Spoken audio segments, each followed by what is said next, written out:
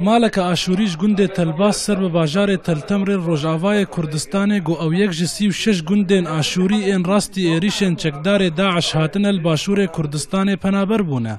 بالليل صار الضرب والصبح فقنا وطلعنا. شر بشافي تشبو ام سبيدي رافينا حسكي ام روجاكي ماينا الويري باشي ام رافينا قامشلو و ام روجاكي ماينا الويريجي بشتي هندي ام هاطينا السنوري قامشلي بقينا يوم هونيك ثاني يوم طلعنا على الحدود.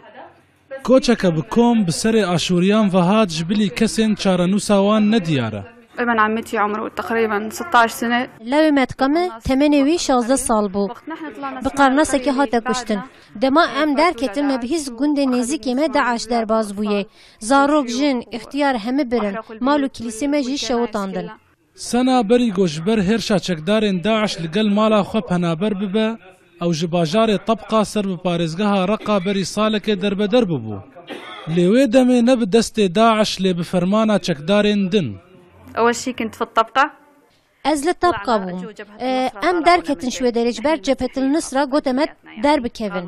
قوتن هون وكي مسيحي جهو الفيدري نما. كليسا واجي الفيدري نما. ام براوشك جلك خراب ازو قيزا خوا و هفجيني خوا بهرا شوي دري دركتن و نها ام هاتنا گوندي بابي من.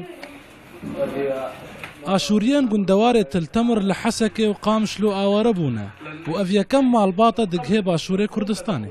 Aşûriyan Rojavayê Kurdistanê wek Kurdên wê raserî penaberiyê tên û pêkvejiyana di navbera her du netewan bêrdewam dibe lê vê carê li başûrê Kurdistanê.